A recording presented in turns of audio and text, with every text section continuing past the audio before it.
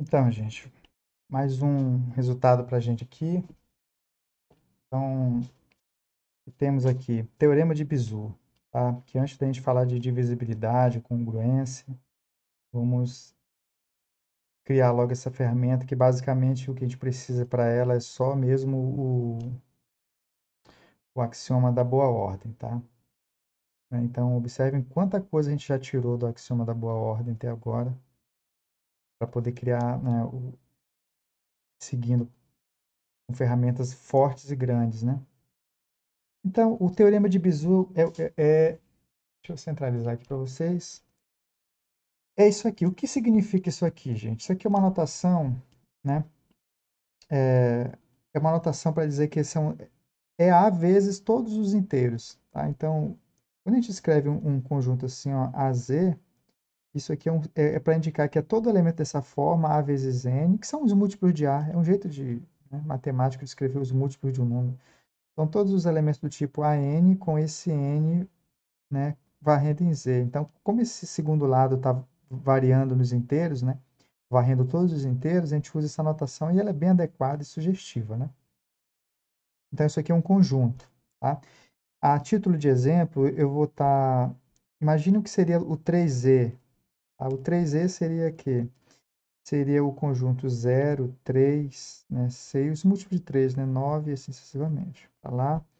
E que eles, menos 3, menos 6, menos 9, pontinho, pontinho para cá. Tá? Esse aqui são todos os múltiplos de 3. Tá? E, e eu vou pegar um outro número aqui, ó,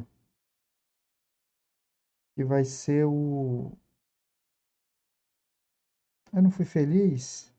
Eu vou pegar aqui... Esse exemplo não é bom, depois vocês vão entender por quê. Vou pegar o 6, tá?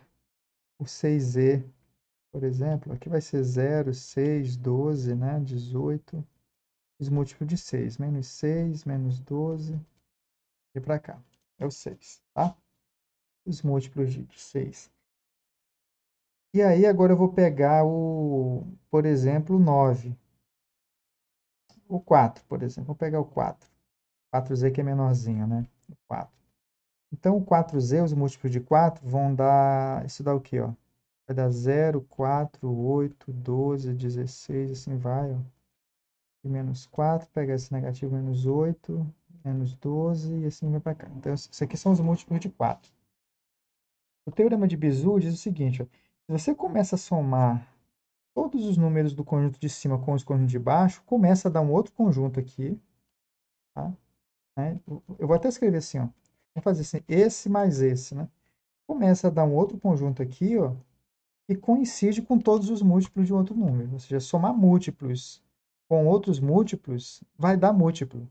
Então, né, existe um certo número aqui, tá?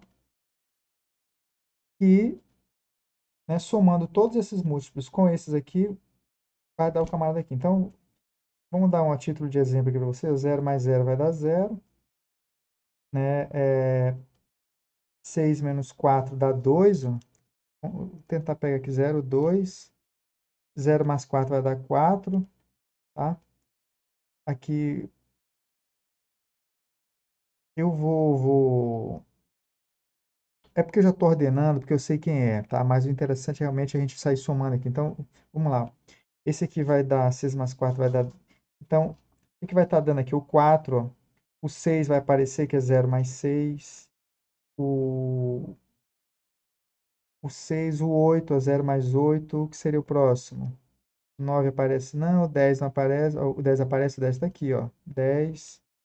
O 11 aparece, você não vai conseguir o 11 aqui, ó. Aí você vai conseguir o 12, ó. 12 mais 0 dá 12. Se vocês notarem, ó, por exemplo, o menos 2. O menos 2 vocês vão conseguir aqui, ó, que é menos 6 mais 4 dá menos 2, ó, tá? E o menos 4, 0 menos 4 dá menos 4. Então, no fundo, gente, a gente vai conseguir os números pares aqui.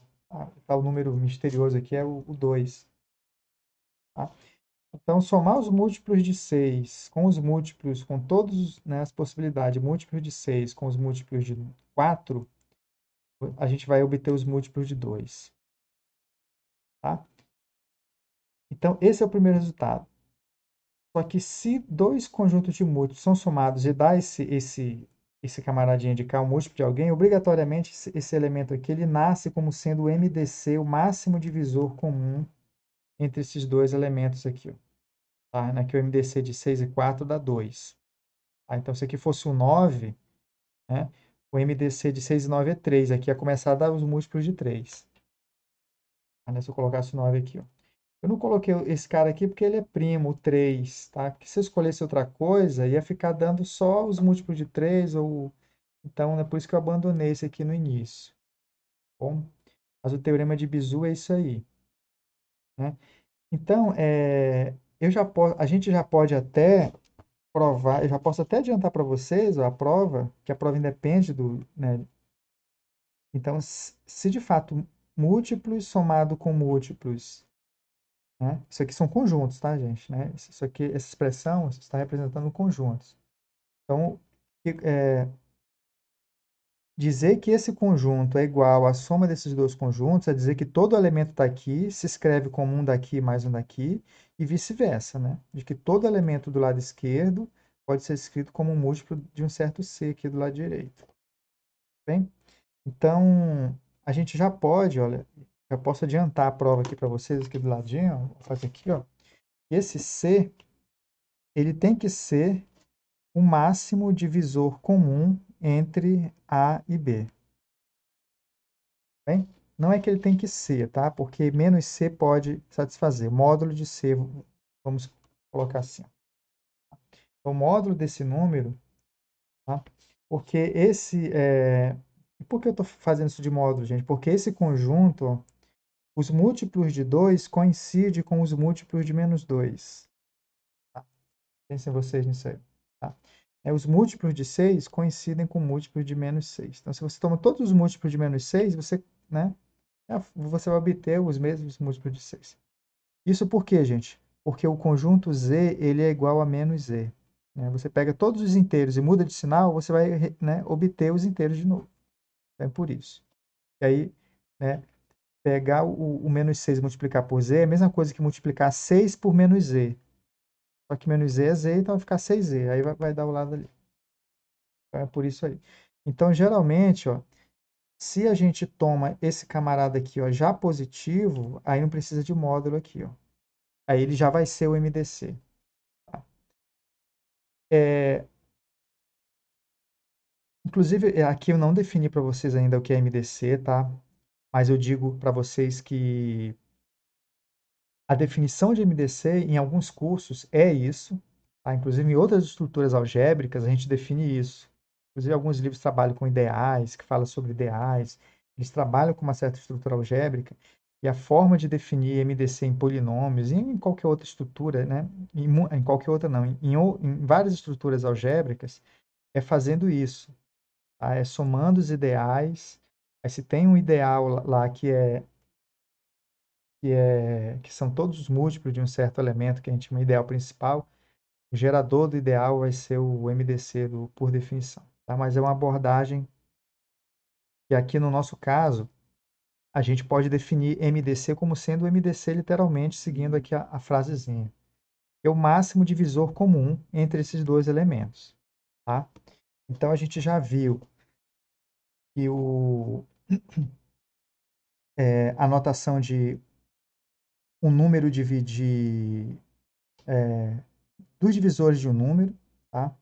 A gente, né, a gente tem um resultado que os números de divisores é o seguinte, ó, se x divide a, isso implica o seguinte, que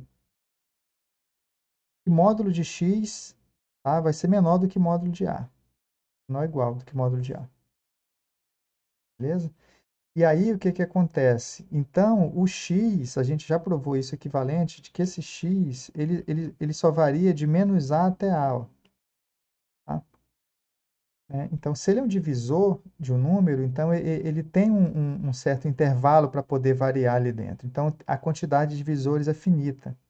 Então, esse conjunto de divisores, né, de um certo número, que a gente pode está dando nome para ele, vamos denotar assim, ó, divisor de A, né, é igual ao conjunto de todo n pertencente aos inteiros, tal que n divide A. Então, vamos tomar esse conjunto aí. Esse conjunto é limitado, tanto superiormente quanto inferiormente. Então, ele vai ter máximo e vai ter mínimo, né, pelo princípio da boa ordem. Tá? E aí, o máximo divisor comum é o que a gente chama de MDC, né, com essa sigla aí, né? Então, aquela coisa, o B também tem lá o seu máximo e mínimo. Tá? Então, é um conjunto finito, né? Então, o que é que a gente faz para escolher o divisor comum entre dois elementos? A gente pega o conjunto dos divisores, né, que são conjuntos limitados, todo, né, já está definido, né? Todo n tal que n divide o b, né? Então, a gente pega os divisores de A, intersecta com os divisores de B. Essa interseção, ela, bem, é não vazia, né? É de vazio, porque o 1 divide todo mundo. 1 é divisor de qualquer número. E aí, o que que acontece? Como são conjuntos limitados, a interseção desses conjuntos é um conjunto limitado, então vai ter máximo. Então, esse conjunto tem máximo, né, que seria o MDC de, de, de DA, né, interseção com DB, ó, né, máximo divisor, como é? Besteira. O MDC de A e B, ó, é o máximo, pagando de novo aqui, então, é o máximo desse conjunto de divisores de A e interseção com divisores de B. Tá? E esse máximo existe. Tudo bem? Então, isso é o MDC. E tem um mínimo também, tá? Né? O mínimo DC, vamos dizer assim, mas ele não é usado. Tá? A gente não usa o mínimo, mas só para efeito de conhecimento, esse conjunto aqui ele tem máximo e tem mínimo, a gente trabalha com o máximo dele. Bem? Então, isso aí é o MDC, o máximo divisor comum, e no caso aqui é sempre positivo, tá? Ele é sempre maior do que zero.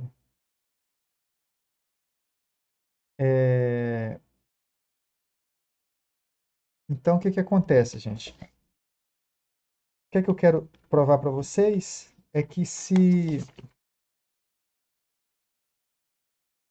um número positivo, se os múltiplos dele, né, são escritos como soma de múltiplos de outros dois ali, ó, esse cara tem que ser o MDC de A e B, o máximo divisor comum, tá? E por que ele é o máximo? Ele é o máximo por causa do seguinte. Primeiro é provar que esse C, ele é divisor de A e divisor de B. Isso aí é fácil de provar. Provar por quê? Porque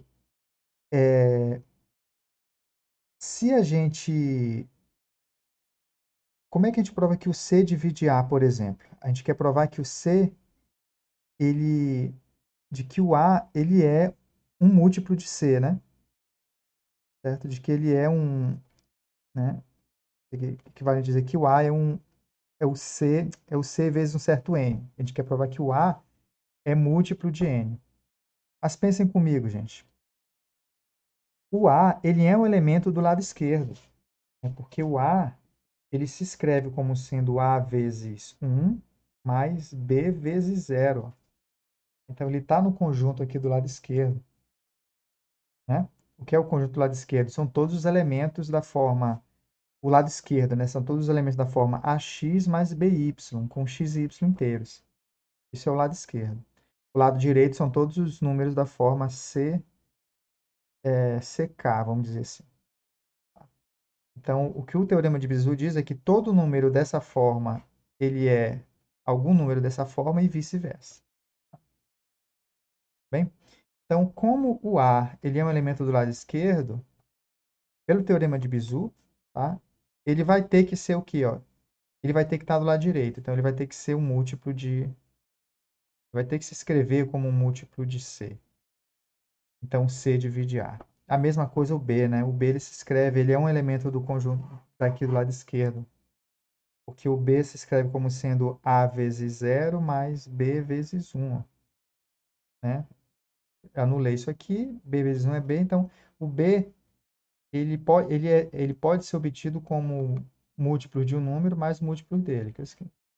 Pelo teorema de Bezout, se essas coisas são iguais, o C obrigatoriamente vai ter que dividir o B também. Ele vai, né? E esse número do lado esquerdo tem que ser o número do lado direito. Portanto, o B tem que ser múltiplo de M, ou seja, o M é um divisor comum de A e B, né? Então, como o C divide A e B, ele é um divisor comum, né? Então, C, ó, o que foi que a gente provou até agora? Que C é um divisor comum de A e B, né? Entre A e B. Entre, né? Divisor comum entre A e B, tá? Então, isso sai sem, né? Eu não estou provando o teorema de Bezout, não. Eu só estou dizendo que se vale essa coisa aqui, esse camaradinho aqui tem que nascer sendo o MDC, se ele for o positivo maior aqui, né? Maior que zero. E se você coloca menos ele aqui, também vai funcionar, tá? Agora, bem, ele é o divisor comum. Por que ele é o maior? Ele é o maior porque qualquer coisa que divide, né, qualquer outro divisor comum vai ter que dividir esse camarada aqui, tá? Ele é maior nesse sentido. E vai ser o maior no sentido do maior mesmo da desigualdade, né? Porque qualquer outro divisor comum vai ter que ser um fator dele, vai ter que dividir ele. Tem que dividir ele é menor ou igual que ele, dado que ele é positivo. Tudo bem? Então, vamos lá provar que ele é o maior.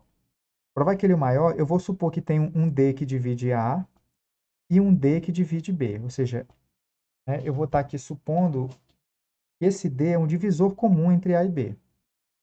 Tá? E aí, a gente quer provar que o D divide C. Né? Então, se A é múltiplo de D e B é múltiplo de D, né, a gente não sabe ainda. Eu quero provar para vocês que o D vai ter que dividir o C. Essa aqui é a nossa meta. A partir dessa hipótese, chegar nessa tese aí. E como é que a gente vai fazer isso? A gente vai fazer o seguinte, ó. A gente vai na via contrária. A gente a gente não escreveu que tanto o A que está do lado esquerdo pode ser escrito como um elemento do lado direito, e vale o contrário. O C, né, porque o C ele pertence ao lado direito, que é C vezes 1.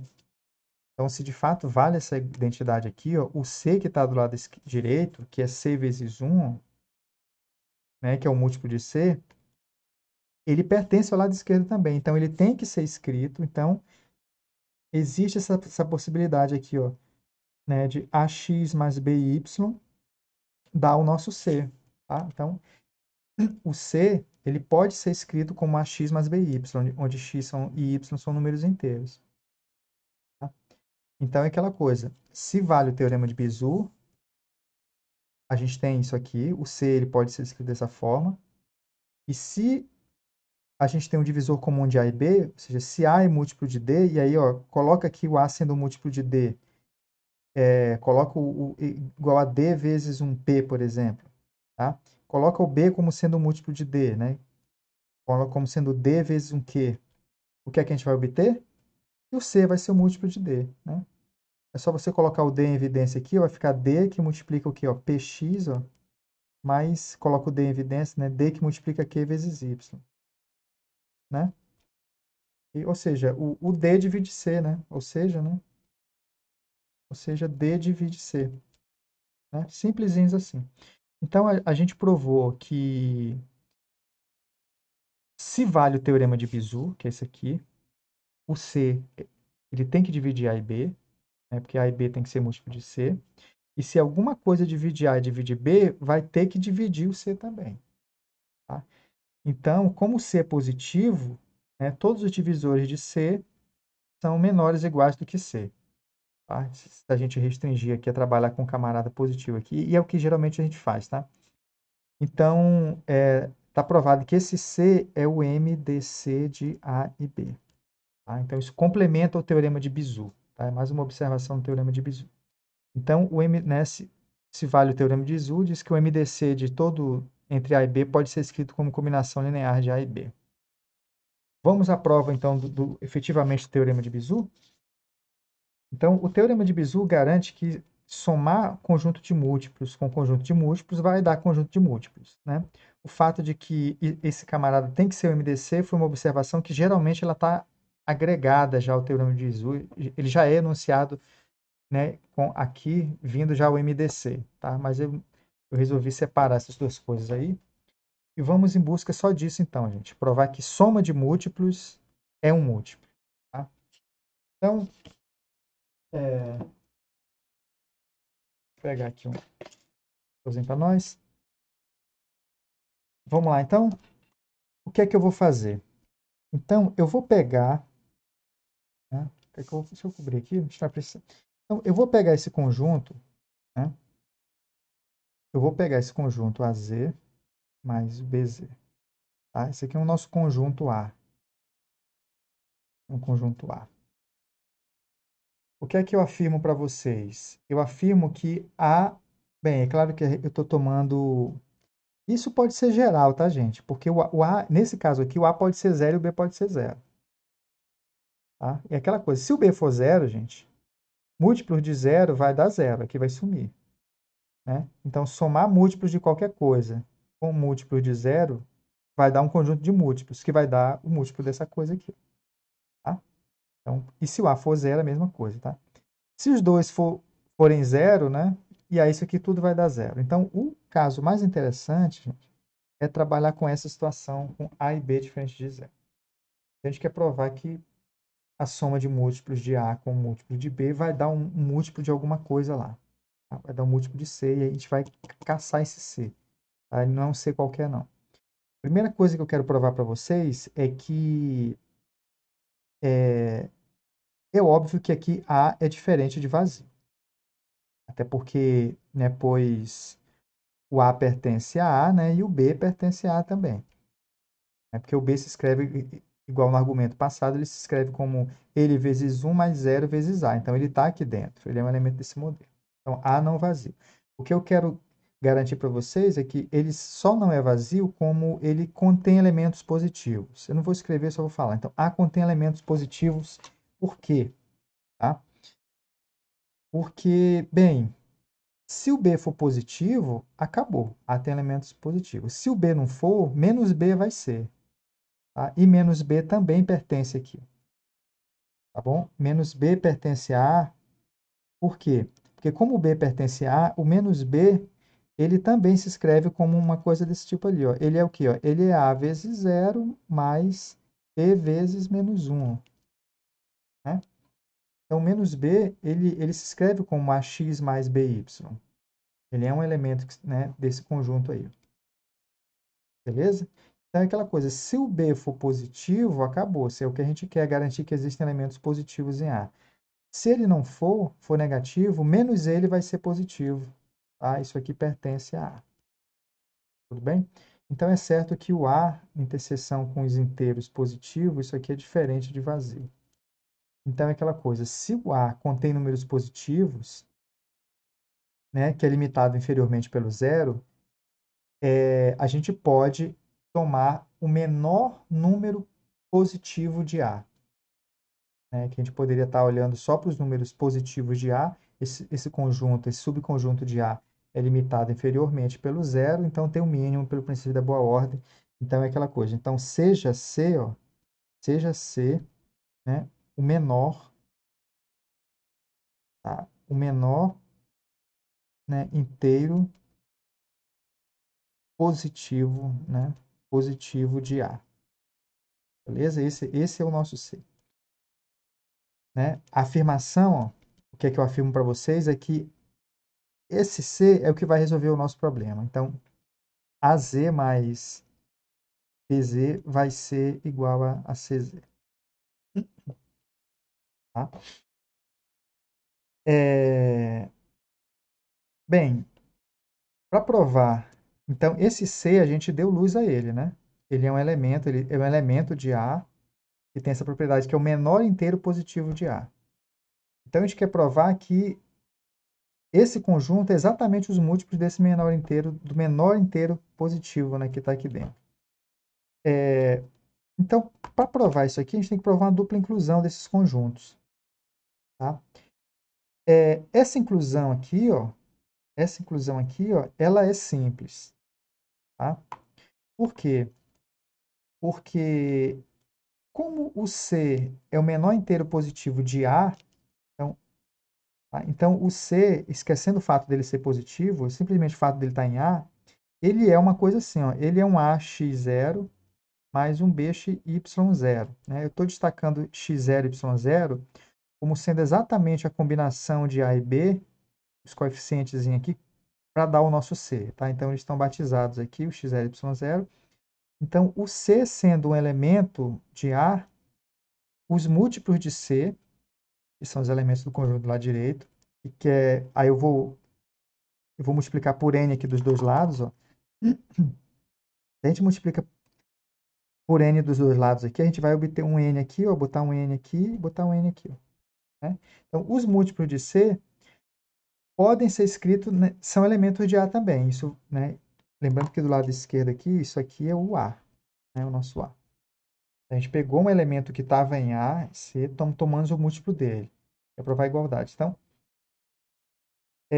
qualquer elemento daqui é um múltiplo de C. Ou seja, vai ser um NC. Esse NC ele pode ser escrito como sendo...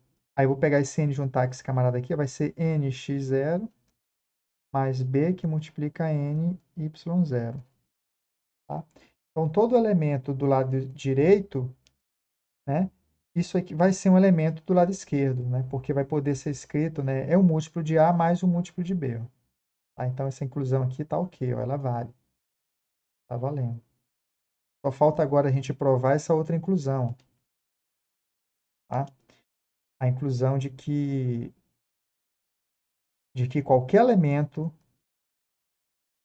do lado esquerdo, tá, vai ser o múltiplo de C. Beleza? Vamos lá, então? Então, é aquela coisa. Vamos pegar um elemento genérico do lado esquerdo, né? Um AX mais BY, né? E a gente quer provar que ele é um múltiplo de C. Para provar que é múltiplo, a gente tem que, né, a gente quer provar que o resto é zero, né? Então, a primeira coisa que a gente faz, ó, pega um elemento genérico de A, divide por C. Então, isso vai dar um Cn mais um resto. Como a gente já está admitindo trabalhando com C positivo, né, que a gente já pode ter essa restrição, esse resto ele vai de 0 até C. Vou provar que esse resto é zero. Tá bom? Como é que a gente prova que esse resto é zero? Coisa boba, ó. Pegamos o elemento genérico, usamos a divisão euclidiana, né? Ele se escreve, né? Qualquer número se escreve como múltiplo de C mais R.